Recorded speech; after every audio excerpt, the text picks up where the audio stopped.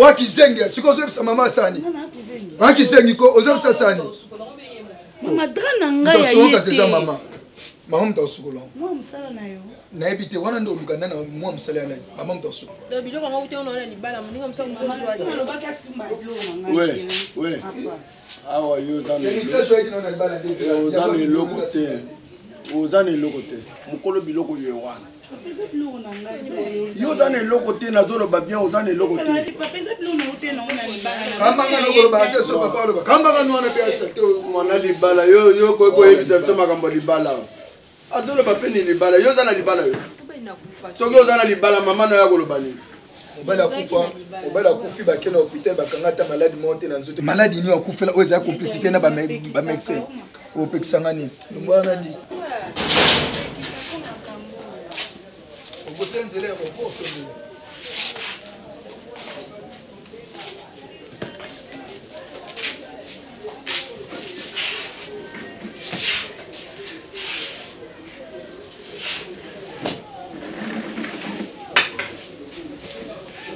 esse milho é tudo pé.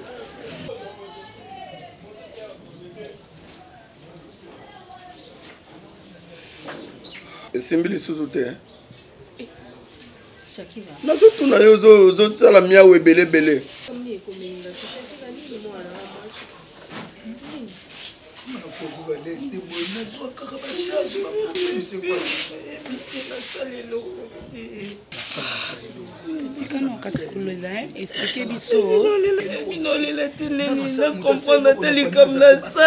n'ai rien fait.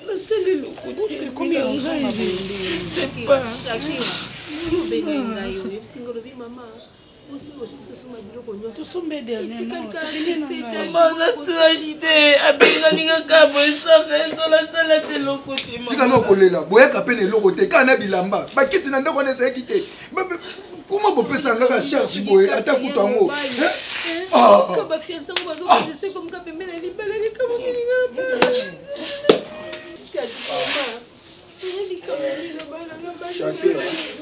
Shakira. Lokana ebisa yo. Ndio lokana na kufi. Ezali kambosi ekomo dane loko koko sala. Kuza sonete. Ah we bwikila mombanga ni. Bwikila. Mutu ba alingi mobile na makata zolo le zolo banake ayeli yo charge. Charge ni no zana ngoyo. Kamu tawa ndekelo. Makambo to tala motema pasi yo zo bimso ya pamba pa. Papa so déranger ngai. Ezo déranger ngai.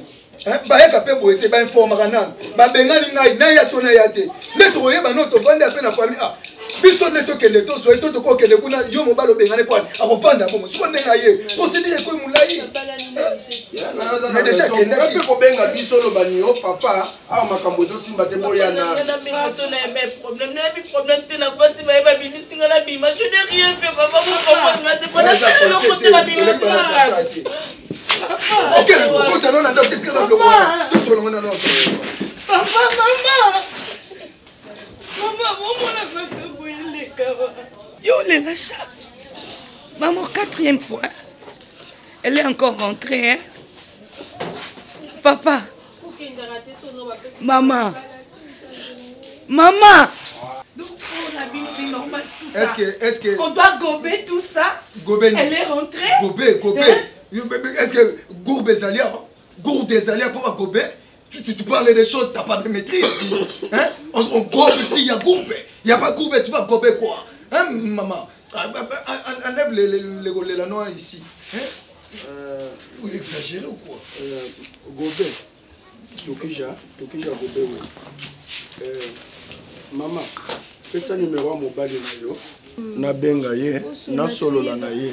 Akoko tika boyete. 089 38 42 58.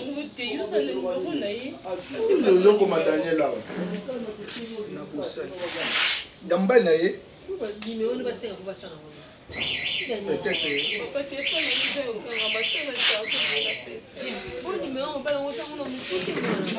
bolingo ezalaki ye makasi alingaki ye makasi mposo azali na bolingo mobali ye makasi nga azali mona motu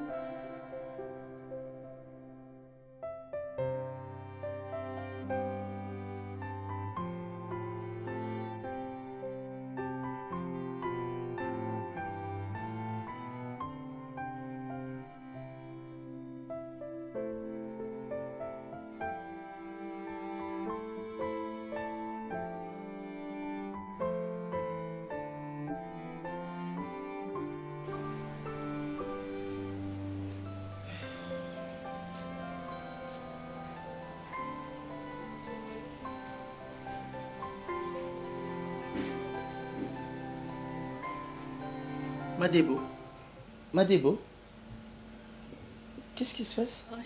Tu étais déjà là? Oui. Vous voulez qui? Ouais, on allait qui depuis longtemps, mais... Okay. Tu n'es pas dans ton assiette, Madebo? Non, ça va. Oh, tu fais semblant, moi je te connais. T'inquiète, il n'y a rien. Depuis que Nathalie Makiwana, tu avais la tête en bas comme ça, très pensive. Madebo, moi je te connais. Ce qui a elle connaît à Zoninda Kouté, surtout qui fait déjà soir comme ça, tu n'es pas à l'aise. Moi je te connais. Arrête de faire semblant. Moi je te connais, Madebo. Non, juste un peu préoccupé au service. Nous avons par rapport à ça et tout. Maintenant, ça y a pas marche. Mais non, ça, il faut pas ça couper repos, hein? Ah, non, on doit repos. Et c'est la tête, parce que tu peux te fatiguer physiquement, mais le fait de beaucoup réfléchir, ça fait tomber aussi malade. Il faut faire très attention. Hein? Oui, on demandait congé d'Angaï. Pour nous avoir fait un temps, on va dans Dieu merci. Bonsoir. Ça va? Ça va très bien. Junior, je prépare quelque chose et je te reprends. D'accord.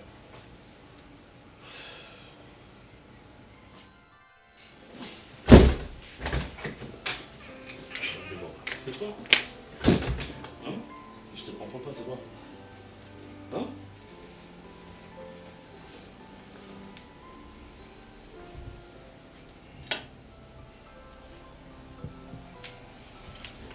C'est quoi? Qu'est-ce qu'il y a? Qu'est-ce qu'il y a? C'est quoi ton problème? Qu'est-ce qu'il y a? Qu'est-ce qui se passe? Non, c'est quoi ton problème? Écoutez. Mais il faut quand même parler, tu ne parles pas. Ah, tu veux que je parle? Mais il faut parler. Tu fais de bêtises pour que moi je parle. Oh non, quelle bêtise? Attends d'abord. Qu'est-ce que tu me reproches de rien? Attends, qu'est-ce que tu as? Ta conscience Ma conscience ne me reproche de rien. Ah bon? Ma conscience est tranquille. Tu as vu mes appels? Mais Débou, tu sais, je te pose la question de savoir, est-ce que tu as vu mes appels? Mais tu sais que je travaille beaucoup, non?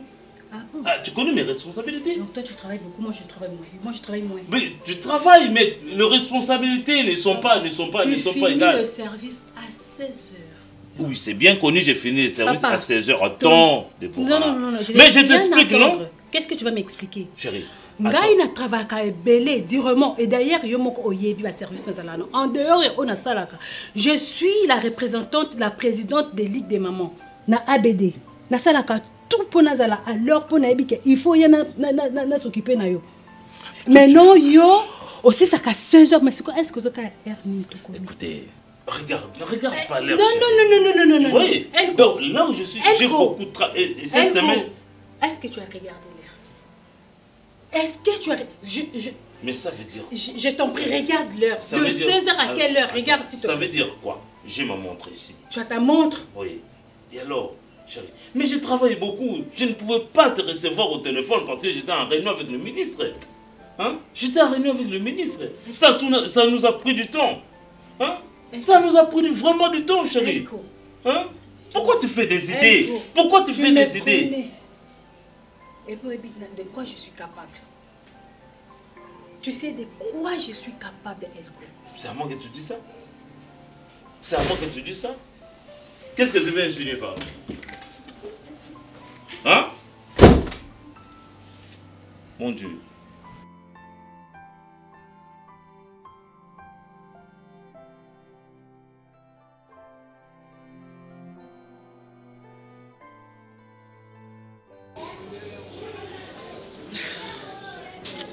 Ça fait tellement mal. J'aime pas te voir comme ça. Tu sais, non? La coca-combo, nous l'avons été porté. Moi, on dirait que briser ma licence. Je t'ai toujours dit, la vie des fois nous réserve des surprises inattendues. Ça n'a pas tenu. Je ne sais pas si tu es condamné. Qu'est-ce qui s'est passé? Courage.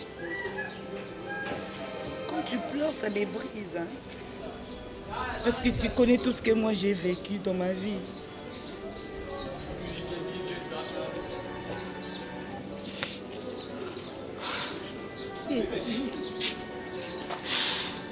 Je sais pas, les punitions nous vivre. Qu'est-ce qu'on a fait? Je suis reproche que na sali mabe place boye. Je s'est comporté très mal. C'est ça. Moi, je veux au moins une explication. C'est qu'on a comme le quoi qui s'est. Comme le quoi me t'a dit bon. Non, mais tout n'a pas salini. Non, tout n'a pas. Ou t'as pas pu répondre.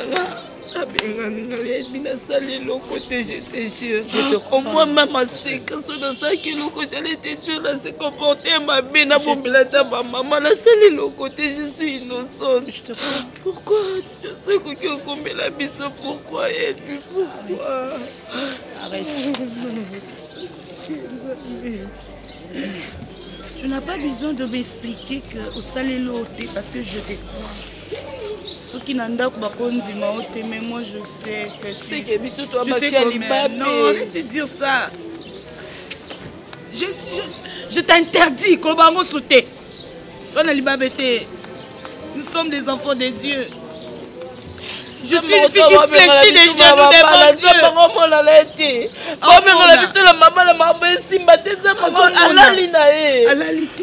Et puis plus jamais on le baquette en Alibabé, plus jamais. Nous sommes rachetés par le sang de Jésus. Je t'ai toujours dit, il y a une chose, c'est les genoux. C'est le moment de te mettre à genoux. Ne pleure plus. Papa, ça le dit, il va venir. Ça va passer.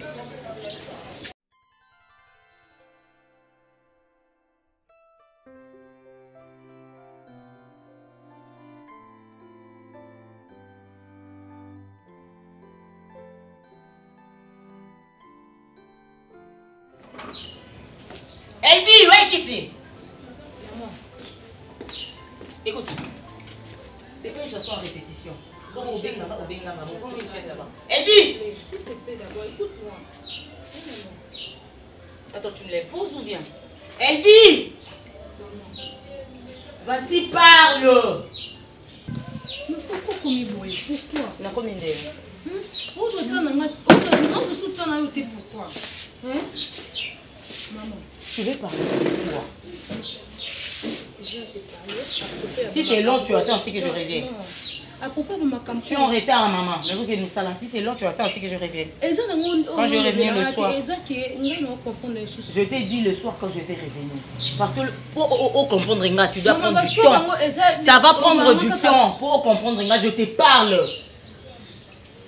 Mais ça va mettre du temps là pour expliquer on gaï. Nous maman n'a pas beauté là. Nous ni va coller c'est la gaï. Nous n'a pas tata na yo, nous n'a pas quand je te parle aux autres c'est la nga Vicky na bambo mutu na mi. Makambo classe n'a professeur na yo. Arrête, tu m'embrouilles. Tu vois, tu m'embrouilles. Au bandaki ozo comprendre ngate na banda ko express ayo ndeni ba beauté linga. Ngani na zana temps. Société na sala exact tata na nga. J'ai dit ben aujourd'hui je travaille pas. N'a que kota la makambo classe parce que ngande préfet. Tu arrêtes ça avec moi. Maman, si c'est mais ça comme un cambo. Juste les tombes. On a besoin. Tu vas me faire quoi? Tu disparais. Tu disparais, tu commences à tenir mes nerfs. Na santé na pesa bien te na ole na zo biso pona yango. Onika na tom qui au changer nga tala ba personnage belé. Au bandi na nga préfet, au commissaire médecin, tu veux quoi? Parce que tu fous là, tu fous quoi là-bas? Kota. Kiti na yena kiti yo. Erni. Na bando gangele ndo yena kiti. Na bando bengo avana bando gangele. Bano bon ça. Obité azila no ngana silisa ebongo na yoko to lo bandeni obena bon sila fa ko tela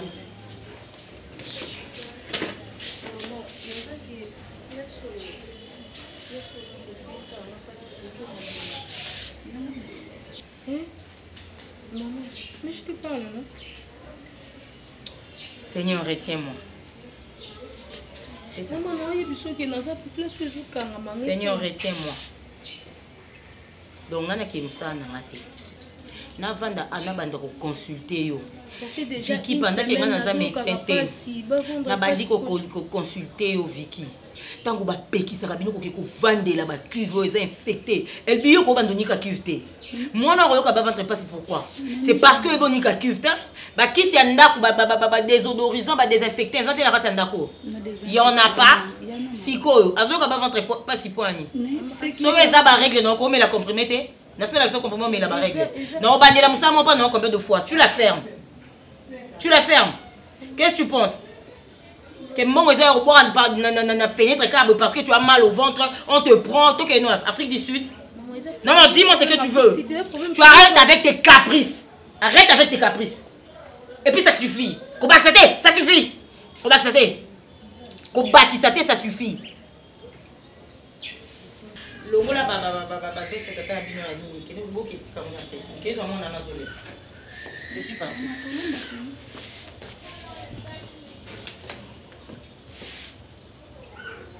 À ce soir. Quel n'est qu'au moi na wana?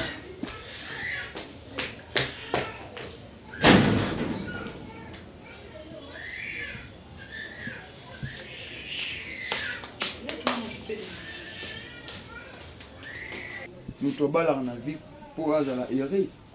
Mais nous avons hérité. À tout ça, l'assemblée, tout ça, nous avons commenté, nous avons fonctionné. Ce qui moi, moi qui m'y parce que bon, nous avons azali, ce qui a quitté. Rappelez-moi si nous avons été. Quand est-ce que Nani coquette a une bonne femme? Ah, ça, la c'est mon père à famille. Ouais, je peux zokende. Il y a un déjà. Nous autres, on grand frère, la lingara penzate kobeta bamakambo ma solo ce qui se passe dans mon couple avec ma femme. La lingara penza kobeta yangote. Certes, Coquette a ses défauts. Mais moi je ne pense pas que c'est une raison ya koluka kokende ko créer ba réunion tout ça. Non, je ne pense pas. C'est une personne demain ou après demain elle pourra changer. Demain ou demain, elle pourra changer. Mais si nous avons accepté que nous pose toute volonté à changer. Et pendant qu'il y a changé, nous avons souffrir. Nous avons supporté les gens. Nous avons divorcé. Mais nous avons besoin de faire sens mourir malam. Alors moi je suis respecté les balles. C'est ça. Il y a fini à Zagère à Mibali, il y a Bali, moi, c'est à 38 ans. Hier soir, comment fêter l'anniversaire dans 38 ans. Mais de 0 à 37 ans, famille n'est pas celle l'anniversaire. C'est-à-dire hier, il y a Lucas changé coquette na joie, coquette à Bali, à ça déjà, maman. Pour Kazaki na bota, tu comprends pas ça? Non, à Zagère à Basso, arrête ça. Et nous, nous sommes bon divorcé pour Zoakimia. Et là, nous avons attiré par coquette à ma colonie, coussé le quoi dans la popie Angola. Jérémy. C'est pas ça. Bon, tu as au Kanga, yo za mosala nzambe, yo tchaka Bible na lepeko ke église, nga na tchaka na nga ngote, nga na vanda liboso a mesa, na zo melelo na nga mali les autres qui tsanga mutema. Seigneur, je peux tout accepter. mais nalingaka te moto apporter maloba ya mabe sur mwasi na ngai. Ça je ne le permets pas. Ça je ne le permets pas. Malgré ses bêtises, malgré son comportement, ce n'est pas un problème. Après combien d'années à Libala, je chemise, na cadeau d'anniversaire, 2 ans avant mariage, mais depuis au bala, au botina bana, tu le zola ta chemise. Jérémy, oyebi ba chemise na chemise à pembe mingi. OK, et puis je ne pense pas que nani coquette asombela ngai lamba be chemise coquette azangi fa oyande munene to mona ki obali coquette azangi mbongo asombela lamba te ngai moko vini azangi mbongo asomba chemise. Oyebi garde-robe na ngai te, oyebi ba nombre bilamba na sana. Coquette on sobo. Je ne parle pas de ma chemise, je parle de mon mariage. Ok, je parle de mon mariage, il s'agit de ma femme.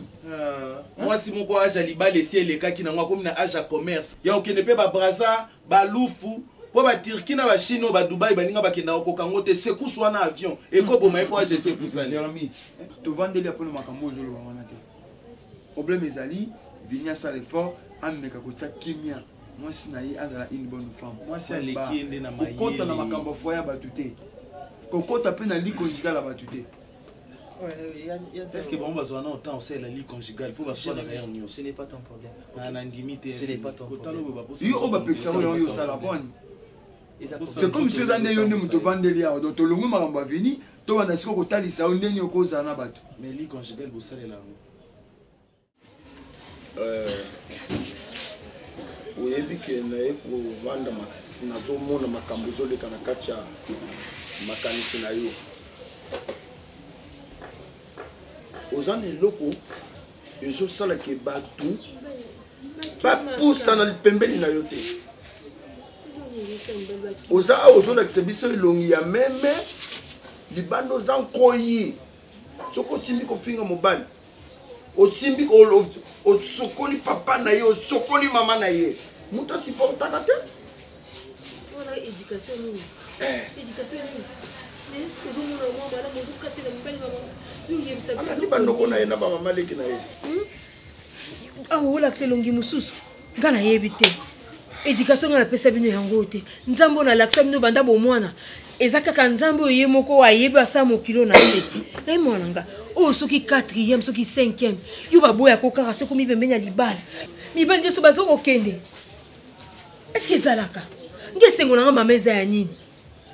Na lakse bino nzambe nzamba ya lobi mwasi ya koti mobala kotika baboti na kosangana mwasi bakoma mutu moko yano mwasi alongwaki abalaki se mobala kufaka te mazongi ate me na yebi peki ya kobala lisusu yo kaka boye yano mobala sisi classe kapo misango na mboka ezate te papa so misala ezalaka masalaka papa bino asalaki musala ke na ba mibaku na asali diama asali nini Mama pangu to somba kiloba kaka makambo nga mboka ndenge ekoma biloko etika bitika to tika lisu ne eloko te yayo za nini yebisa biso osukola kanto to ngala te tika na lobanga te na miso papa na oyebi ko lamba te oyebi ko sukabela mobali te obi oyebi ko yamba papa ya na ndaku na yo te ya na soka zalaki mwasa mabota ndero ya na bana ta 5 ya na yo aboti te na yebite eloko tsoka zaki na mo ya bote ki me atikele mobile atikele taba ko bota chilengu lengu ke libala lo lobi mama ba mibali bazoki manga mama ona kota to bongisa ka libala ngo biso mibali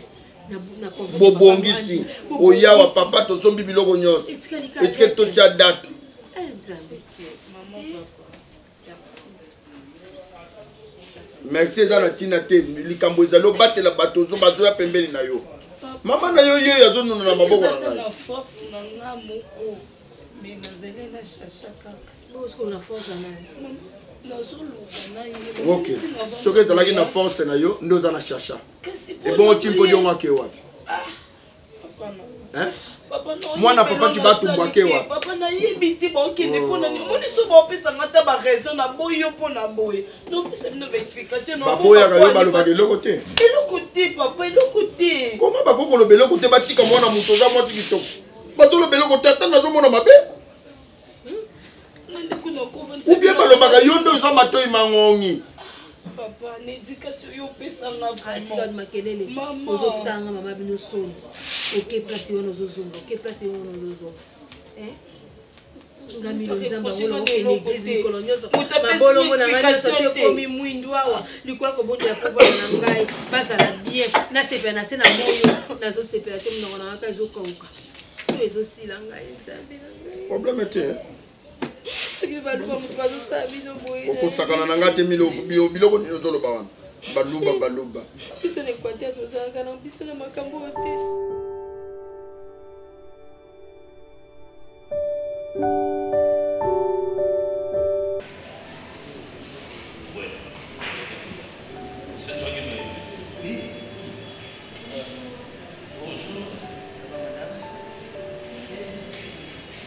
Bref, je suis à ton honneur.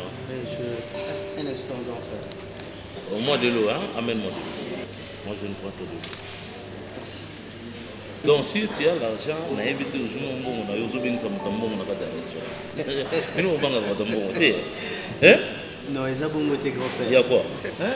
Et puis, dans un cadre comme ça, un resto comme ça, et puis tu me dis. Ouais. Oui, grand frère. On a tout solo là, en dehors de la maison, parce que. Ma solo n'a tout seul à la maison, j'ai trouvé que Engos a vraiment bien été. Voilà, grand frère, j'ai fait une petite remarque ces derniers temps à la maison. J'entends un peu de petites disputes entre toi et Madebo. Je ne sais pas de quoi vous discutez en fait. Mais Nazoyo Kaka, de fois dans la chambre Nabino, je ne sais pas de quoi vous discutez avec maman Debo. Mais na Ebelio quand même na facette wanate. Et puis maman Debo, c'est vrai qu'elle travaille. Généralement les femmes qui travaillent n'ont pas le temps pour nous s'occuper peut-être d'un Nibali Nabango. Mais par contre, Madebo, quelles que soient les multiples occupations à Zalaranango, grand frère, Namonaka, elle consacre quand même du temps. Il y a pour s'occuper d'un Ndaku, il y a pour s'occuper d'un Yo et tout. Mais j'ai comme l'impression que ces derniers temps, Yonaye, on dirait vraiment le courant ne passe pas bien. Elle est tellement triste, soucieuse. Mais qu'est-ce qui se passe, Madebo? Azo peut ça la réponse. Dans le lobby, il y a Anguille Soroche. Il faut écouter un grand frère en dehors de la maison.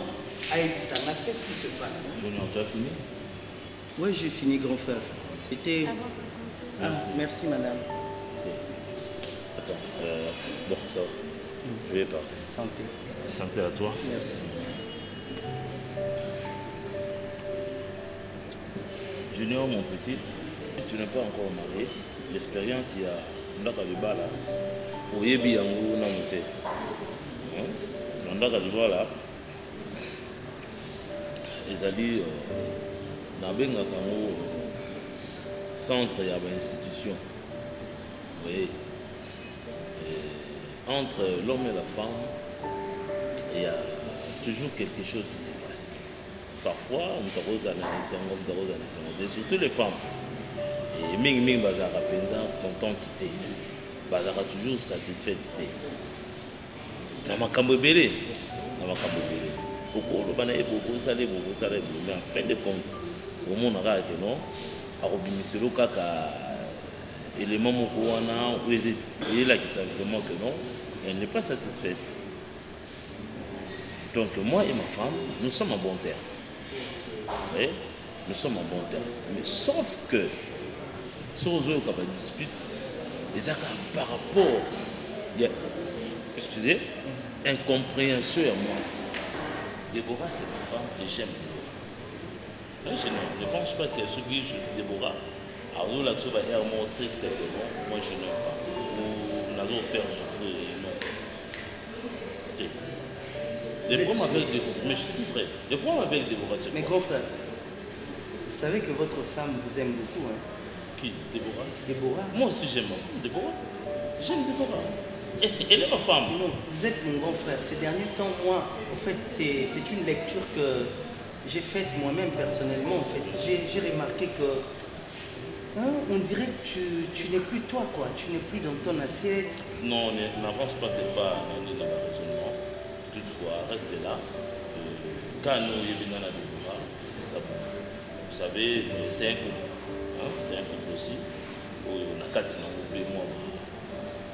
Je sais que le problème est raté dans le couple, mais depuis la nuit de temps, Yonaye, Namon a toujours elle est joyeuse à la maison.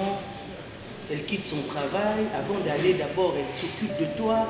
Elle quitte son travail, elle arrive à la maison, elle prend soin de toi. Junior, tu sais, si moi je fais souffrir Déborah, ou je faisais souffrir Déborah, je sais que Déborah n'allait même pas travailler. Parce que dans le bal, les billets, mais moi j'ai autorisé à ma femme de travailler. Vous voyez, allez-y comprendre. Allez-y un peu comprendre. Raisonne un peu. Hein? Et je demande à Déborah rien. Hein? Mais comme c'est une femme généreuse, hein?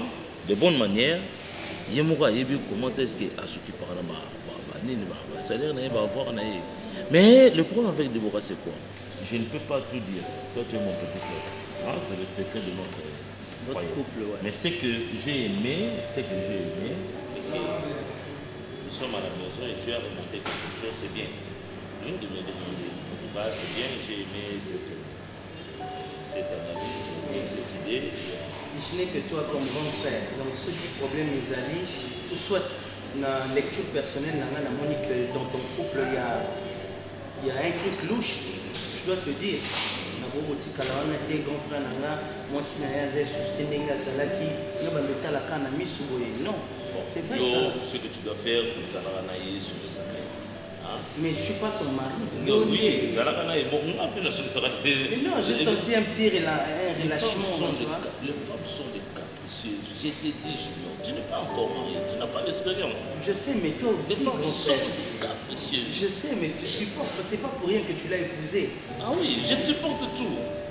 Moi, mais... je t'ai dit là, c'est que j'apprécie chez votre femme, grand frère, quelles que soient ses multiples occupations, mais elle a quand même du temps pour s'occuper de toi. Elles ne sont pas nombreuses, hein, ma femme, il y a bon mot. Mais n'a pas laillé, voilà. Elle doit s'occuper de moi comme quelqu'un ne s'occupe pas de moi. C'est ça.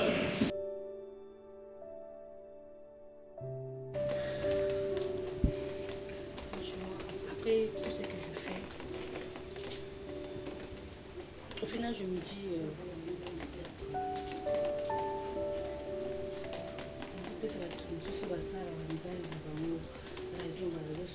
parce que je ne coupe pas mis morceau pour le rendre viveux, mais au final c'est moi qui en souffre en fait. Rends-moi ça, dis-moi qu'au final je complètement sur raison. Mais quand je peux que tu veux même, tu veux juste tes pas pour me dire que parfois je procède bien. Juste parce que c'est moi. En quelque sorte, je te donnerai raison parce que là, j'en ai ras-le-bol. Est-ce que tu peux t'imaginer? Ngai dans aussi Samsala à l'heure pour retourner à la maison, m'occuper de Elko. Mais Elko revient à la maison à 22h. Mais son boulot, elle finit à quelle heure? Normalement 15h. 7 heures de retard. Ben, on peut dire 6 heures parce que le temps qu'il rentre à la maison, qui quitte le boulot. Les embouteillages, je peux encore comprendre le retard. Mais pourquoi tu supportes tout ça? Mais c'est parce que c'est mon mari. Ben, tu te plains pas. Non. Ne pas me plaindre parce que mon mari... Mais tu dis que c'est ton mari. Alors je ne peux pas me plaindre. Et en entendant, vous partagez tout. Genre, vous êtes en intimité. Écoute, en plus... Il t'élément, tu le sers. J'ai comme l'impression qu'il me trompe. Quoi? Nazo Bengaye, parfois il me prend au téléphone. Nanaïb, elle peut très bien. Azalaka. Azalaka, 5 minutes avec son téléphone. Mais voilà, quand je l'appelle, et cause de 2h, 3h, ailleurs rappeler. Ah, donc, les Alaraka, quand tu es avec lui, tu comprends qu'il prend tout le temps son téléphone, il répond à son téléphone dès que ça sonne et tout. Mais quand tu n'es pas là, il décroche pas. Il décroche pas. Jean, monsieur a déposé son téléphone. Il te trompe, ma chère amie. Mais c'est ce que je viens de te dire. Il te trompe, ça se voit. Mais moi, je veux juste savoir comment est-ce que tu procèdes. Je ne sais pas, je suis perdue. C'est la raison pour laquelle nous avons le banana en gros. Déborah, tu sais, même tant que tu vas comprendre le phénomène en outil. Tu sais que tu peux beau manger à une fête, mais sans on ne faut la rabloanda.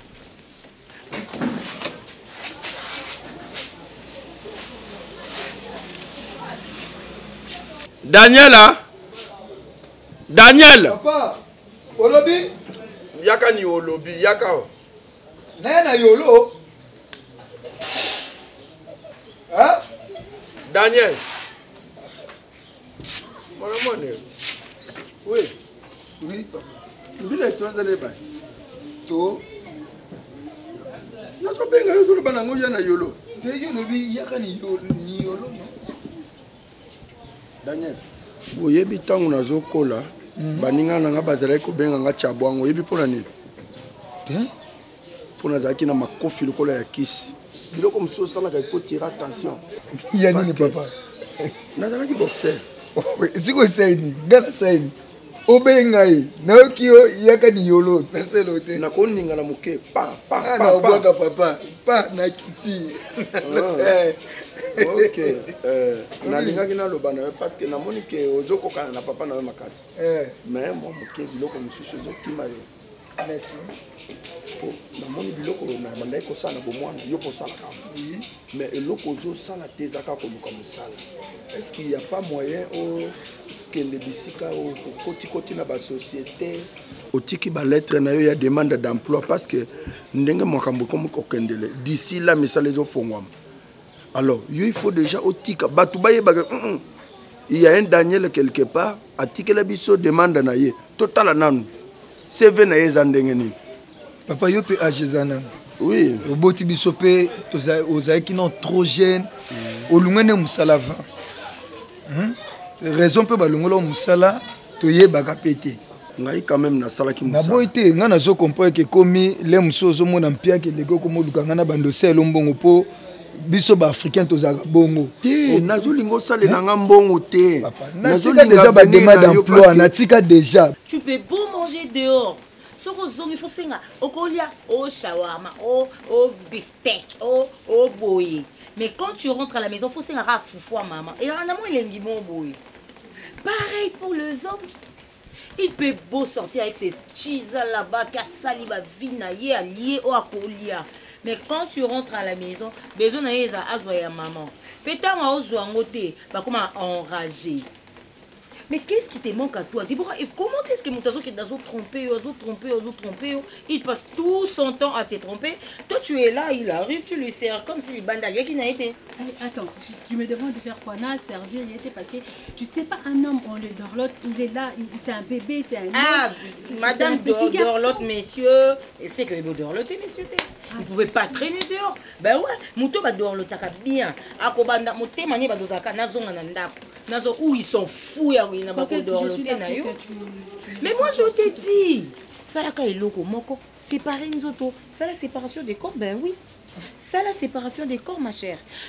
Écoute, tout le monde là hors mon bas sentiment. Oui bah que ceux qui m'ont toyé, moi si aïe mon bali aïe basangani basangsa milimo. Donc ton mari a kenda koloko ta milimo na ye, aïe yo bokoza poubelle na ye. Sépare-toi, crée séparation de corps. Non. Mais tu peux pas... Écoute, Déborah, il n'y a pas de solution. Mais il n'y a pas de solution. Elle comment ça les met en bon côté? Elle cause en mon côté. Elle dit qu'à quel boya zui, à quel boya zui. Madame on a mon tout le monde relaxé que papa a cause à bisois zoté. Mais non, elle reste mon mari. Ceux qui ont besoin d'un gars, n'a pas servir rien à manière au lit. À manger, parce que quand tu me demandes de mettre à quel de ça là, je sais pas. Non, parce que n'a comprendre tes. Oui, pour ça. Naïe, au réconforter, pour ah mais attends, tu veux pas réconforter pourquoi? Aux ans défensifs, aux ans ont déjà raison dans l'union. Bon, on va pas se prendre. Oh non, on doit finir avec le dernier point. Ok. On doit finir avec le dernier point. Comment tu veux déjà, il y a déjà la munition, il y a un pesa nangaye. Nando pesa nangaye. Je comprends pas, tu t'es fâche pour que parce que dans mais oui, bazola kisayo, comment est-ce qu'on peut punir? Non, tu me dis que nando pesa nangaye. Attends la façon que pesa ta potion à régner pesa. Attends la potion à régner pesa. C'est quoi ça? Au besoin expliquer nous qu'on a mobile on a pesa pesa nangaye. On se conseille aux derrière des faciles au télémi. Oh. Ok. Ah, s'il te plaît, Déborah, pardon. Pardon. Hey, je change de sujet. Laetitia Benguete. On te parle des trucs, bazo ba no makamdeni okukio sala. Mobali yabi déjà que dans Zaboé, atteint na kenanga no ya no zwananga. Bazo il la qui sait que non, tu peux pas avoir le beurre et l'argent du beurre. Té yokutuko, yo ne beurre. Aussi peut pas aux déjà fondu. Donc il papa yara na yo kaka. On laisse ça. Ah, tika mo pesinga kanda. Non. On laisse ça, s'il te plaît. Na sepe na ngote. Non. Et puis quand l'ingate osala na kopele bono kake. Ah, on auto yanika koti. Non, c'est bon là, c'est bon. Kende unasina kitu kende ata na position à régner penza mama panzana. Pesa e. Ça va délober là. Ba demande Non, ko ba benga tena nazo bunda pona yo parce que nazomona na age oza na ngonga déjà na botaki yo. Mais yo zata na eloko te hein. Ngande nazwaki ide mususu kutu nde sel bende obengi ngai. Toteka lupa. Milo azawa. Milo. Papa. Eza ite. Où tu vas? Mais papa, toteka lupango ngana voyager soki na bundi kuna simbi na kobenga yo na mama. Ba oya basona totanga bango te po déjà babala. Benga bakutu babala po baza basi bakobala bakokena mabala na bango. OK. Yo aujourd'hui ngo kende absolu toteki lupa. Singapour. Singapour est en Suisse. Aninga bazokende poto to ba Singapour. Singapour est à l'oko na bakwa chimuna bakwa kaloji c'est tout tekana ke bakwa chimuna. Non, si c'est bakwa chimuna, j'ai pas appelé ton petit frère mon petit frère. Comme ça.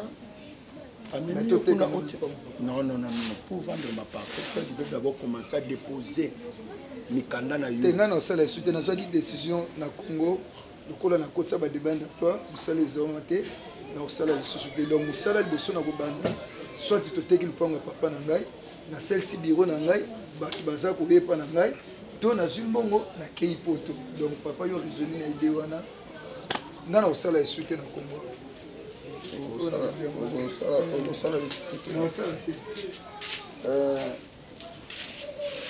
Non, ça les suite papa. Bino boza boso komi probenga na mwana na lupangu, komo krelenga ba bloko mo mikie.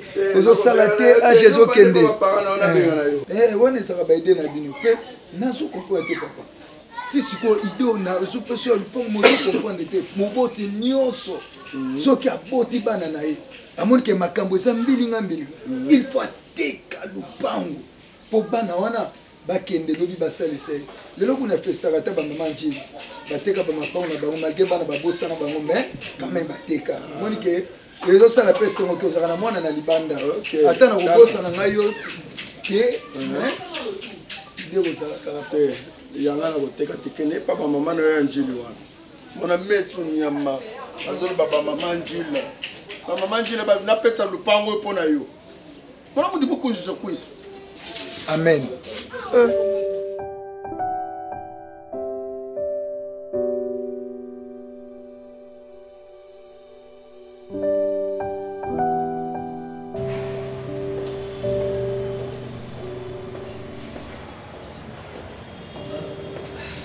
Madebo. Bonjour. Bonjour, ça va? Ça va bien, tu vas bien? Oui, ça va. Je suis content, au moins quand même la sourire, ça me fait du bien. Ah d'accord. Qu'est-ce qu'il y a? Mais non, j'ai juste un petit souci, j'ai remarqué que ces derniers temps... Tu as besoin d'argent? Non, c'est pas besoin d'argent, juste que tu n'es pas dans ton assiette. Je te trouve un peu triste, mawa. C'est comme si nous avons un problème. Et puis l'autre fois, on a eu qui m'a dispute dans la chambre entre eux et mon grand frère. Qu'est-ce qu'il y a? C'était quel jeu? Je ne me rappelle plus. Comment ça, tu te rappelles plus? Ils ont dit juste lobby. Lobby. Ah, c'était juste un petit souci entre nous, c'est pas grand. Madebo, naza mopayate na appartement na bino.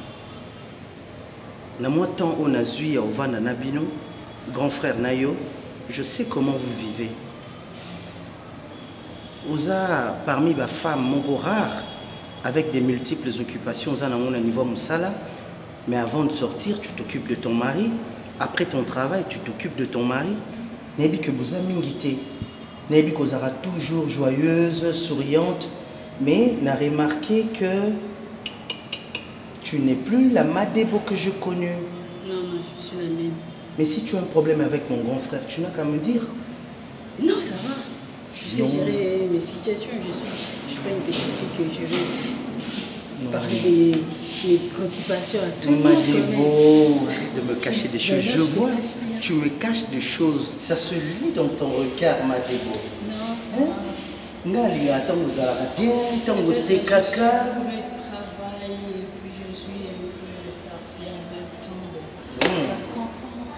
Ça va. Mais je t'ai pas faire quelque chose là.